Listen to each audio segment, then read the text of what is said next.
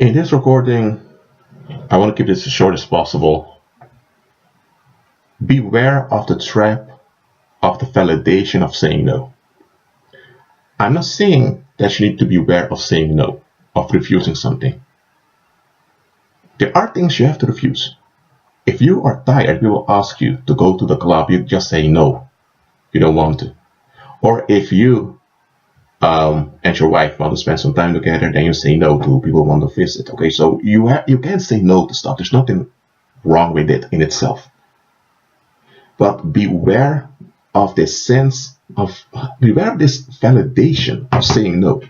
Because the word no, a lot of people see that as a form of power. I can refuse someone's stuff. I can say I can say no. I have power. I have meaning. Many people attach meaning and validation to the word no.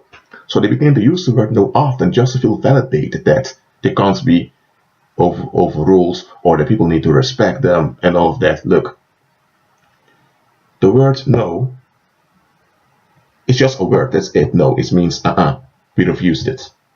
But what are you refusing and why? Now, you don't have to explain always why you are refusing something, but why are you refusing it?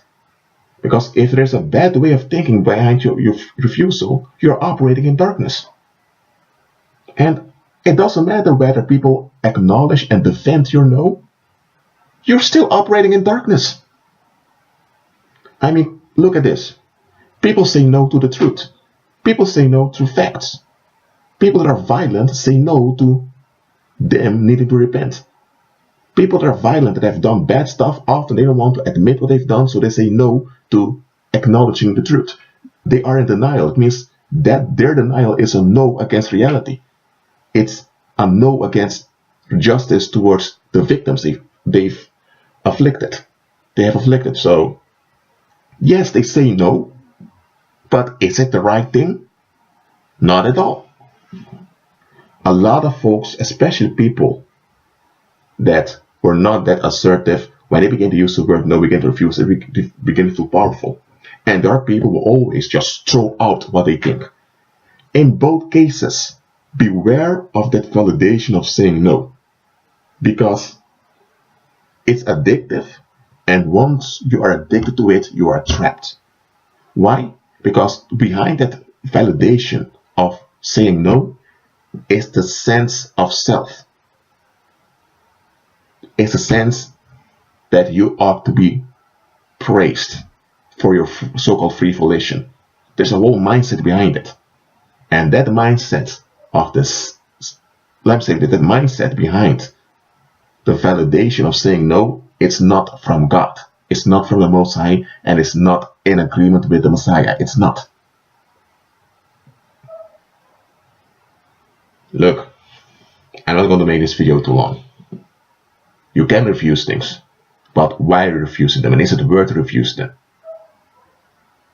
Be willing to give an account when needed about the no's you've given. A lot of times people say no to stuff because they operate in selfishness, they operate in negativity. And they always have their reasons why they're doing stuff, or they defend themselves by saying, I don't need to explain anything to you, it's none of your business. Or people become violent to defend their no's. Or they come with the BS excuse, it's my free will, or it's my life, blah, blah, blah, you know all of that. In the spirit world, it doesn't matter. When you operate in a negative, you operate in a negative. And I don't care if the thing you refuse was the right thing to refuse, even if you refuse the right thing, but you do it in the wrong mindset, it's still negative. I don't care how honest, how open, how real you were, if it's in the negative, it is negative, and you need to repent. Why? Because when you operate in the negative, you attract demons onto you, and you become a stakeholder in darkness. And once you're a stakeholder in darkness, you are fueling and sustaining demonic operations. Again, beware of the validation of saying no. Beware of it. In the world, people tell you, just say no, just say no. Learn to stand up for yourself. That's what the world is teaching you. The world does not teach you the bigger picture. The world never warns you for this, for the validation of saying no. They just tell you, say no, so that you will feel better. The world teaches you to operate in a narcissistic mindset. But at the same time, the world is complaining about people that develop narcissistic personalities. You see how contradicting the world is? Now I'm telling you to look at the bigger picture. I'm not saying you can't refuse things.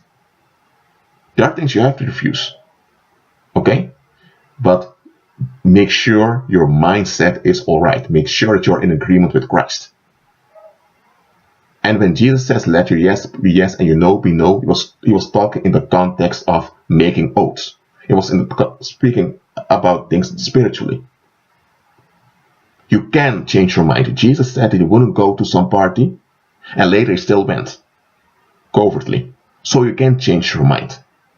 And when people decide something in the wrong mindset, they have to repent. This whole idea that yes be yes and no be no, people often misuse it to validate the narcissistic mindsets of other people. Don't. With that being said, be at peace, agree with Christ, shalom.